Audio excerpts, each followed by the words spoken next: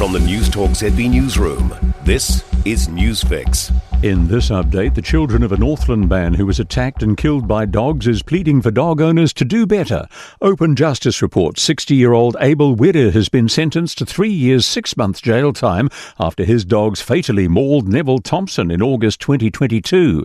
Wira had been staying with Mr. Thompson in Pangaru at the time and keeping his 23 dogs confined in a caravan. They'd not been fed in 2 days when they escaped and attacked.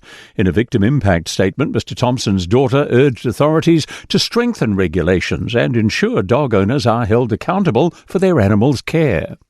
Diversions remain in place in central Fielding after a serious two-vehicle crash this afternoon. Police were called to Halcombe Road near Mount Taylor Drive around 2:30.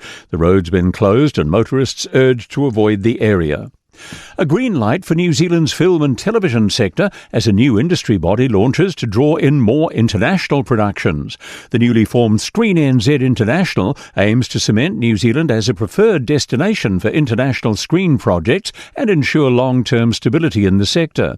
Vice Chair Harry Harrison says one of their core objectives is to generate a more consistent workflow that can withstand economic fluctuation.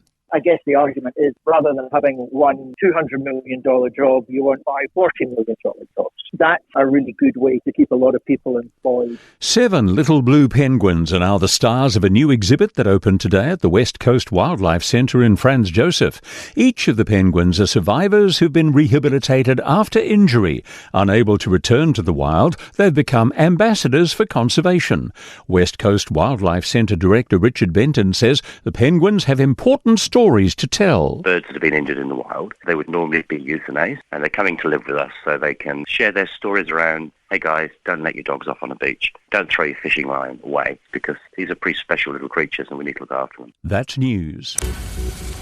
In sport, Mid-Canterbury's beaten Thames Valley in the second-tier Heartland Championship rugby final, winning 21-18 in Ashburton. It's Mid-Canterbury's third Meads Cup title.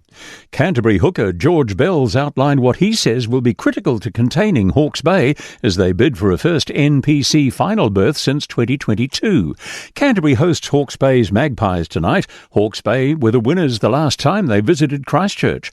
Bells says they know where they're most dangerous. They're a great side, powerful loose forward trio, 9-10 combination that's very dangerous if they get going forward. We'll be on for those threats and just match them to the physicality. Kick-off for that game in Christchurch tonight is at 7:15. That's sport. I'm Joe Gilfillan.